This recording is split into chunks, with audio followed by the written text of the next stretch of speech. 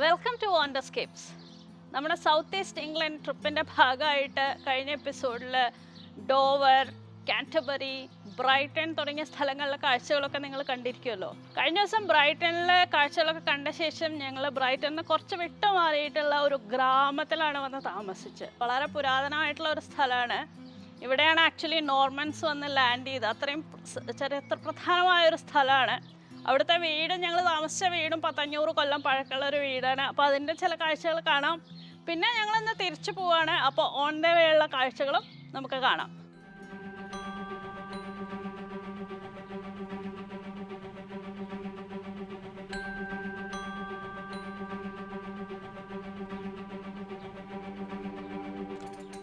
അപ്പോൾ എന്തായാലും ഈ വീടിൻ്റെ കാഴ്ചകൾ ആദ്യം കാണാം നമുക്ക്.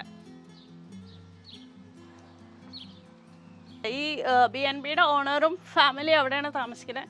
നമ്മൾ ഈ വീടിൻ്റെ ഭാഗമായിട്ട് പണ്ട് ഒരു കാരേജ് ഒക്കെ നിർത്തിയിരുന്ന ഒരു ബിൽഡിങ്ങിലാണ് ഇപ്പോൾ അവർ മോഡിഫൈ ചെയ്ത് നമുക്ക് താമസിക്കാൻ പറ്റണ പോലെ ആക്കിയിരിക്കുകയാണ്. ചെറിയൊരു ക്യൂട്ട് ആൻഡ് കോസി ആയിട്ടുള്ള ഒരു സെറ്റപ്പാണ് ഇവിടെ. അവിടെ കയറി വന്നാൽ തന്നെ കിച്ചണിൻ്റെ കുറച്ച് പ്രൊവിഷൻ ഉണ്ട്.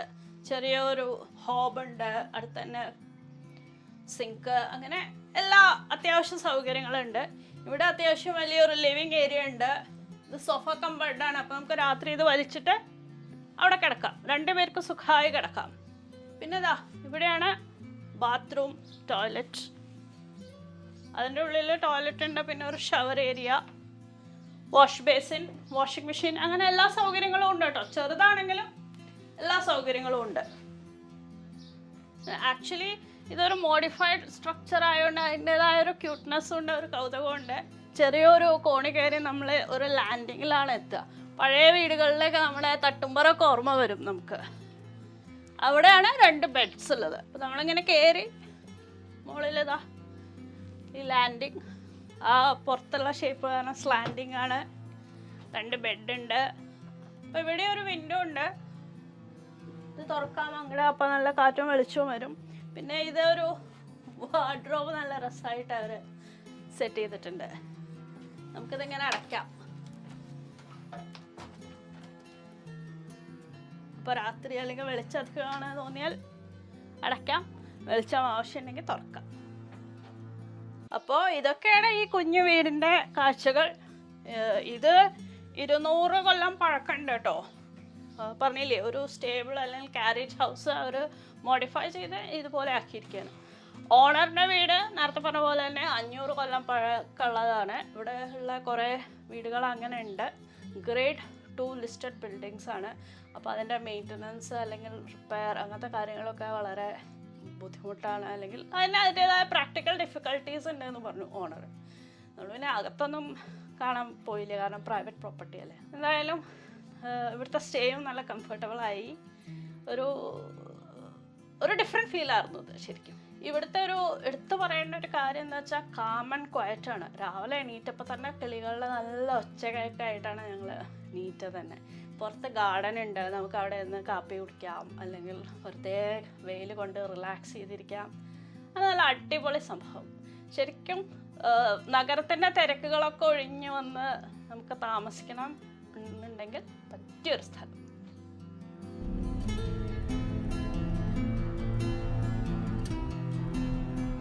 അപ്പോൾ ഞങ്ങൾ താമസിച്ച വീടിൻ്റെ തൊട്ടടുത്ത്, അതായത് ഒരു 5 മിനിറ്റ് നടക്കാനുള്ള ദൂരമേ ഉള്ളൂ, പെവൻസി കാസിൽ എന്ന് പറഞ്ഞിട്ടൊരു കാസിലിൻ്റെ റൂയിൻസ് ഉണ്ട്.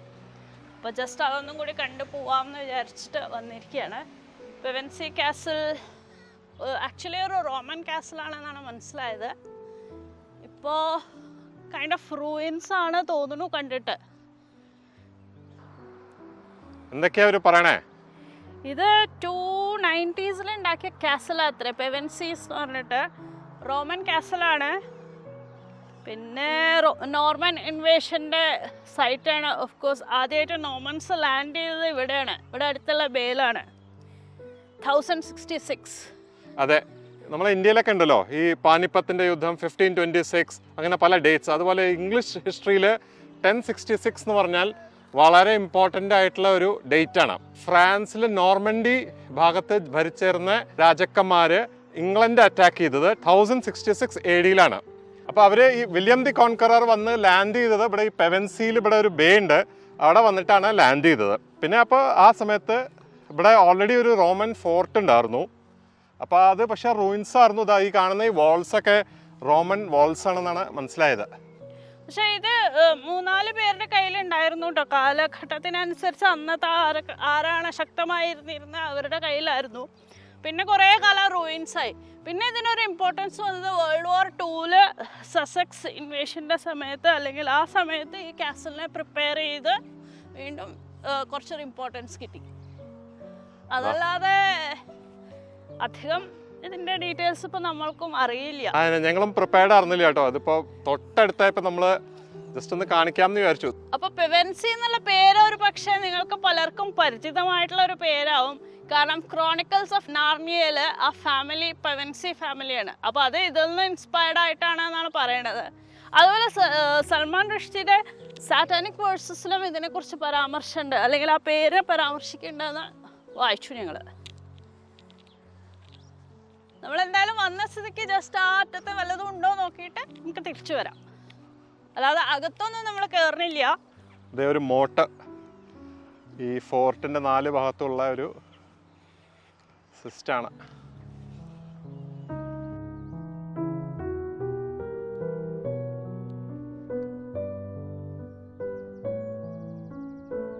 ഇവിടുത്തെ ഇൻഫർമേഷൻ ബോർഡൊക്കെ വായിച്ചിട്ട് അതാണ് മനസ്സിലായ റോമൻ വാൾസ് ആണത്. അതിൻ്റെ ഉള്ളിൽ കാസിൽ, അതും റോമൻ കാലത്തെ കാസിലാണ്. 3-ാം നൂറ്റാണ്ടിലെ കാസിലാണ്. ഇപ്പോൾ ഓഫ് കോഴ്സ് റൂയിൻസ് ആണ്.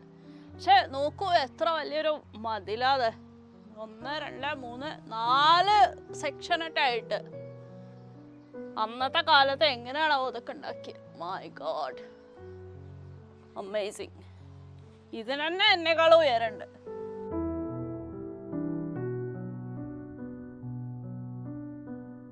ഇതാണ് പെവൻസി കാസലിൻ്റെ പുറത്തുനിന്നുള്ള കാഴ്ചകൾ. ഞങ്ങൾ അകത്തൊന്നും പോകണില്ല, ജസ്റ്റ് ഇവിടെ വരെ വന്ന സ്ഥിതിക്ക് ഇതൊന്ന് കണ്ടുപോകാമെന്ന് വിചാരിച്ചു. ഇനി അടുത്ത ലൊക്കേഷനിലേക്ക് പോവാം നമുക്ക്.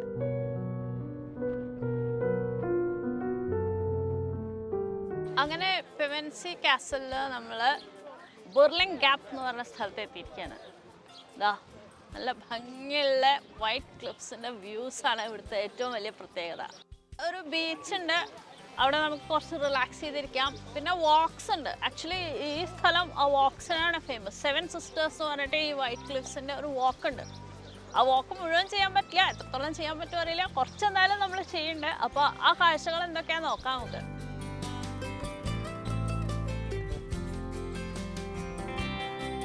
ഇത് നാഷണൽ ട്രസ്റ്റിൻ്റെ പ്രോപ്പർട്ടിയാണ്. ഇവിടെ അവരുടെ ഒരു വിസിറ്റേഴ്സ് സെൻറ്റർ ഉണ്ട്, ഇൻഫർമേഷനൊക്കെ. പിന്നെ പാർക്കിംഗ് ഉണ്ട്. പാർക്കിംഗ് മെമ്പേഴ്സിന് ഫ്രീ ആണ്, ബാക്കിയുള്ളവർക്ക് പെയ്ഡ് പാർക്കിംഗ് ആണ്. പിന്നെ ഇവിടെ കുറേ വാക്സ് ആണുള്ളത്. അപ്പോൾ നമുക്ക് ജസ്റ്റ് കുറച്ച് ദൂരം പോയി നോക്കാം.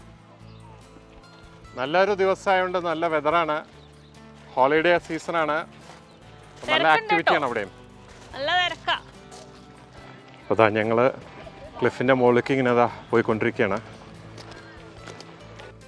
ആക്ച്വലി ഇത് ക്ലിഫ് സൈഡ് ആയ കാരണം നല്ലോണം ശ്രദ്ധിക്കണമെന്ന് അവർ പല സ്ഥലത്തും എഴുതി വെച്ചിട്ടുണ്ട്. കാരണം അത് ലാൻഡ് സ്ലൈഡ് പോലെയൊക്കെ ഉണ്ടാവാൻ സാധ്യത ഉണ്ട്. ഇറോഷൻ നല്ല പരന്ന് കിടക്കുന്ന സ്ഥലം കേട്ടോ. കണക്കിന് പല ടൈപ്പ് വാക്സും ഉണ്ട് ഇവിടെ, പല പാത്സ് ഉണ്ട്, ട്രെയിൽസ് ഉണ്ട്. അപ്പോൾ ഓരോരുത്തർക്കും ഇഷ്ടം പോലെ അല്ലെങ്കിൽ അവരവർക്ക് അനുയോജ്യമായ തിരഞ്ഞെടുക്കാം. ഇപ്പോൾ ചിലർക്കുണ്ടാവും കുറേ ദൂരം നടക്കാൻ പ്രശ്നമില്ലാത്തവർ, അവർ ലോങ് വാക്സ് എടുക്കും.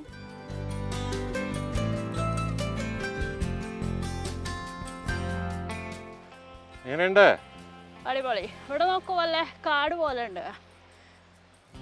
ആൾക്കാരെന്തൊക്കെയോ തിരഞ്ഞെടുക്കുക അല്ലേ? അറിയില്ല, അവർ വെറുതെ വാക്ക് ചെയ്യാവും ചിലപ്പോ. അത് കേട്ടോ, ഇനി മുമ്പിലേക്ക് പോണ്ട. ആക്ച്വലി ഡോവറിലും വൈറ്റ് ക്ലിഫ്സ് ആണ്, ഇവിടെയും വൈറ്റ് ക്ലിഫ്സ് ആണ്. പക്ഷേ ഇവിടുത്തെ വൈറ്റ് ക്ലിഫ്സ് 7 സിസ്റ്റേഴ്സ് പറഞ്ഞിട്ടാണ് അറിയപ്പെടുക. കാരണം 7 ക്ലിഫ്സ് ആണുള്ളത്. നല്ല വ്യൂ ആണ് കേട്ടോ. ഇതവിടെയൊക്കെ നോക്കൂ, ഈ പാറയിൽ ഇങ്ങനെ ഫിഷേഴ്സ് പോലെ കാണാനുണ്ട് വിള്ളല്. അപ്പോൾ ഇതൊക്കെ വീഴാനുള്ള സാധ്യത ഉണ്ട്. അതുകൊണ്ട് അധികം നമുക്ക് പക്കത്തെ കൂടെ നടക്കണ്ട, കുറച്ചുകൂടെ നീങ്ങി നടക്കുക. നല്ല കാറ്റും. ഓഡിയോ ഒക്കെ കിട്ടുന്നുണ്ടോന്ന് അറിയില്ല.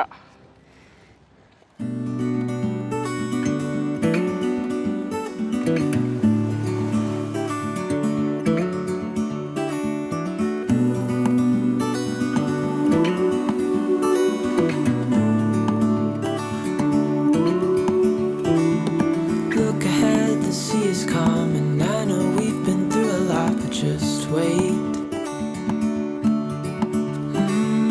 Wait for better days to come and carry us like wind in our sails. Hold on tight, I can smell the shore, it's right in front of us if we just hold on tight. This vision that I saw is getting closer every dawn.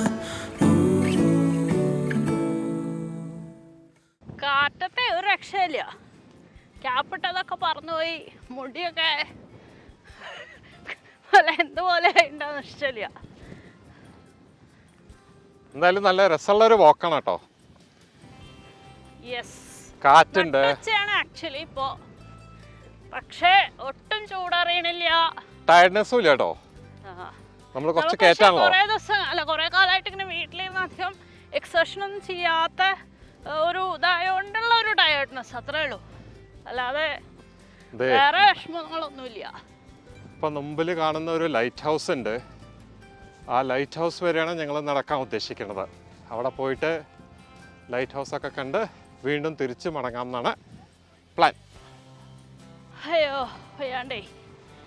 Light house അടുത്ത് തന്നെയാണ്, കുറച്ചും കൂടെ ഉള്ളൂ. Last part is the hardest.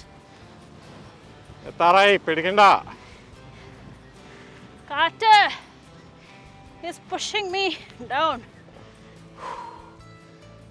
They light house.